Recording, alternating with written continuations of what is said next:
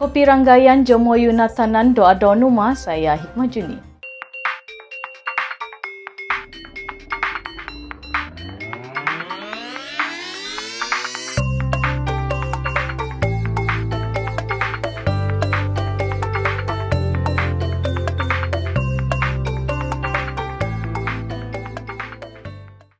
Semua sekolah di Sabah ditutup mulai hari ini sehingga 25 Oktober. Mengambil kira peningkatan kes COVID-19 di Sabah, Kementerian Pendidikan Malaysia memutuskan untuk menutup semua sekolah di seluruh negeri bermula hari ini sehingga 25 Oktober. Keputusan penutupan itu dibuat setelah mesyuarat khas Majlis Keselamatan Negara mengenai pengurusan COVID-19. Sebelum ini, hanya sekolah-sekolah di kawasan zon merah saja yang ditutup. Bagaimanapun, murid-murid sekolah berasrama penuh yang berada di kawasan zon merah hendaklah kekal berada di asrama masing-masing. Bagi murid asrama sekolah yang terletak di zon hijau tetapi rumah keluarga mereka di zon merah juga perlu kekal tinggal di asrama. Kes kematian dan kes positif baru COVID-19 di Sabah terus meningkat.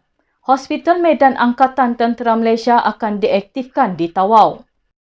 3 kes kematian, 277 kes positif baru dan 1 kluster baru COVID-19 dilaporkan di Sabah hari ini. Ketua Pengarah Kesihatan Tan Sri Dr. Nur Hisham Abdullah berkata, 3 kes kematian itu dilaporkan di Hospital Tawau, Hospital Sempurna dan Hospital Queen Elizabeth, Kota Kinabalu. Melibatkan 2 lelaki dan seorang wanita berusia antara 51 hingga 61 tahun. Sementara itu, Menteri Kanan Keselamatan Datuk Seri Ismail Sabri Yaakob berkata, Angkatan Tentera Malaysia ATM akan mengaktifkan Hospital Medan di Tawau bagi melaksanakan bantuan sokongan untuk merawat kes selain COVID-19. Antara fokus Hospital Medan ATM itu termasuk pembedahan trauma dan kecemasan, wad bersalin dan lain-lain. Hospital Medan ini mempunyai 100 katil pelbagai wad dengan kekuatan seramai 8 pegawai perubatan, 5 doktor pakar dan lain-lain pangkat. Tentera Udara Diraja Malaysia TUDM juga akan melaksanakan penerbangan secara harian ke Sabah bagi membantu Kementerian Kesihatan dalam urusan logistik. Hospital Medan ini bermakna hospital yang tidak di dalam hospital. Kalau kita sebut hospital, dia ada bangunan hospital dan lain-lain. Hospital Medan ini maksudnya di luar kawasan hospital. Mungkin di dalam bangunan tertentu, mungkin di dalam dewan atau mungkin di dalam kemah sekalipun. Ianya tidak berada di hospital yang dibina khusus sebagai hospital. Hospital Medan Angkatan Tentera Malaysia ini akan mempunyai 100 katil pelbagai ward dengan kekuatan seramai 8 pegawai perubatan dan 54 lain-lain pangkat yang terdiri daripada 1 komander, 5 doktor pakar, 3 pegawai perubatan dan lain-lain kaki tangan. Jadi kita akan merawat kes-kes yang tidak berkaitan dengan COVID-19 kerana kita mahu hospital di Tawau lebih fokus kepada merawat pesakit-pesakit COVID-19 ini, yang positif COVID-19 ini. Jadi hospital fokus kepada pesakit positif COVID, kita merawat pesakit yang bukan COVID. Tentera Udara Diraja Malaysia juga akan melaksanakan penerbangan secara harian ke Sabah, iaitu bagi membantu Kementerian Kesihatan Malaysia dalam urusan logistik. Kerajaan juga akan mewujudkan pusat kuarantin transit pendatang tanpa izin parti di Sabah bagi mencegah penularan COVID-19 di pusat tahanan. 4 lokasi dikenal pasti, iaitu 2 di Kota Kinabalu dan 2 di Sandakan. Golongan terbabit akan ditempatkan di pusat kuarantin transit itu sementara menunggu keputusan ujian saringan COVID-19 sebelum dimasukkan ke depot tahanan. Pati merupakan penyumbang terbesar kepada kes COVID positif di Sabah. Sebelum ini, terdapat kejangkitan yang berlaku di dalam depo tahanan dan penjara kerana tahanan-tahanan yang ditangkap dimasukkan terus ke dalam penjara tersebut. Jadi, 2-3 hari lepas saya mengumumkan SOP baru penjara dan ianya juga terpakai kepada tahanan-tahanan depo Pati ni.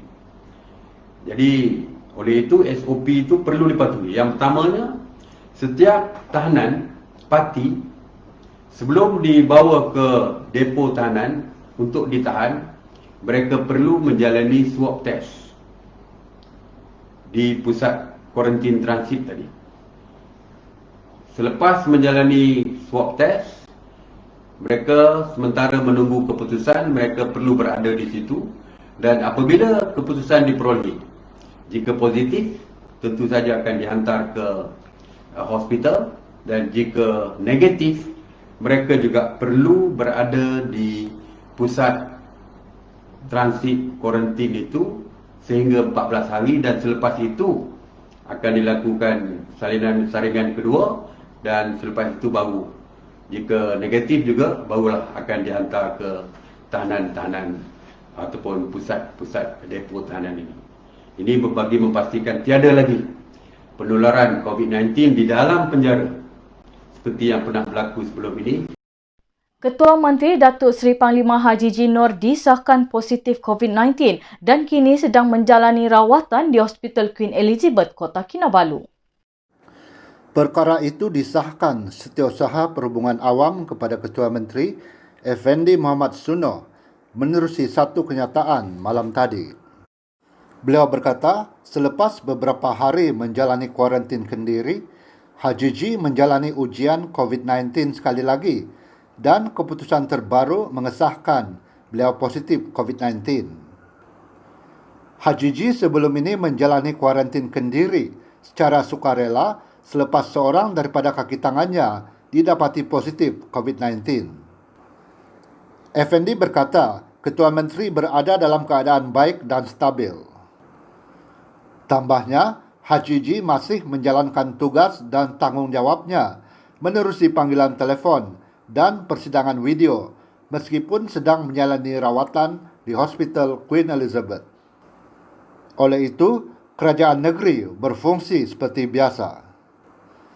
Haji G turut mengajak seluruh rakyat Sabah bertenang dan bersama-sama berdoa agar Sabah dan Malaysia diselamatkan daripada COVID-19. Kerajaan Sabah menyalurkan bantuan makanan bernilai 2 juta ringgit kepada setiap daerah dalam PKPB.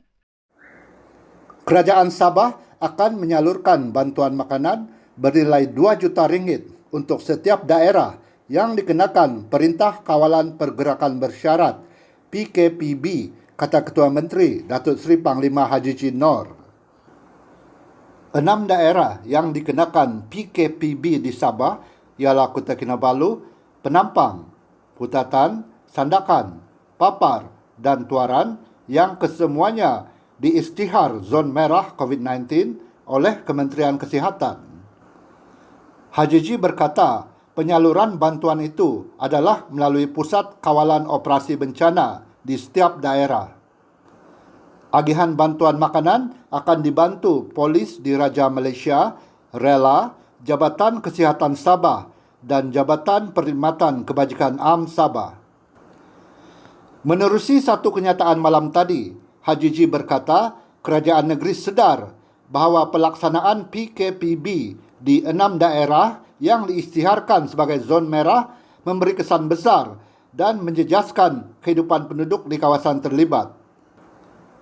Sementara itu, Haji G berkata kerajaan negeri juga bersetuju supaya semua operasi dan aktiviti barter trade di negeri ini ditangguhkan bermula Isnin 12 Oktober ini sebagai langkah membendung penularan COVID-19.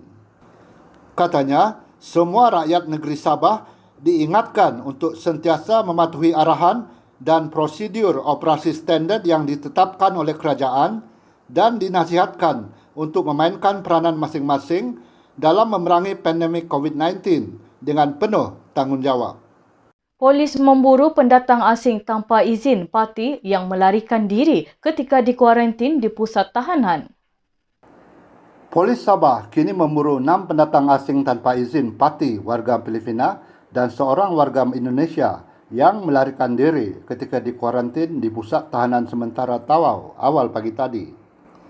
Ketua Polis Daerah Tawau, ACP Peter Umbuas berkata, kejadian itu pada awalnya membabitkan 14 tahanan, namun 7 daripada mereka telah berjaya ditahan semula. Beliau berkata, kesemua 14 tahanan itu sedang dikuarantin sementara menunggu keputusan saringan COVID-19.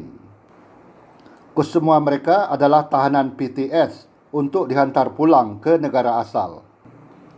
Peter berkata, warga Filipina terbabit ialah Aidal Girol 42, Basri Jumbli 29, Madkadir Basir 36, Dal Mujiral 40, Talim Tipayan 36 serta Jaladi Benedi 38. Manakala warga Indonesia ialah Anwar Awal 35.